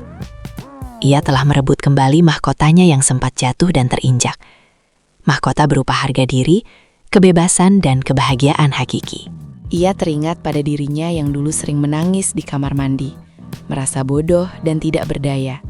Dan ia ingin memeluk sosok masa lalunya itu sambil berkata, "Kamu kuat, dan kamu akan baik-baik saja." Pengalaman pahit dengan Rian telah memberinya radar yang tajam untuk mendeteksi kebohongan dan manipulasi. Sebuah keahlian mahal yang akan melindunginya di masa depan. Ia tidak menjadi wanita yang pahit atau membenci laki-laki. Ia hanya menjadi wanita yang lebih selektif dan tahu standar apa yang pantas ia terima. Hidup Maya kini penuh dengan rasa syukur.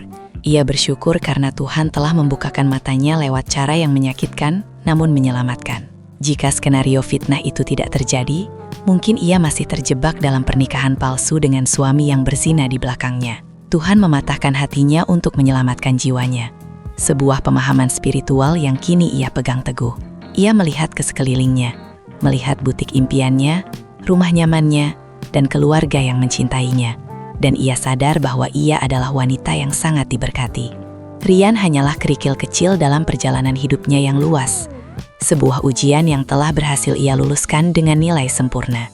Di akhir cerita, Maya berdiri dari kursinya, merapikan gaunnya, dan tersenyum pada bayangannya sendiri di pintu kaca balkon. Senyum itu bukan lagi senyum pura-pura untuk menutupi luka, melainkan senyum kemenangan sejati dari seorang wanita yang telah berdamai dengan takdir. Ia siap menyongsong hari esok dengan hati yang lapang dan semangat yang baru.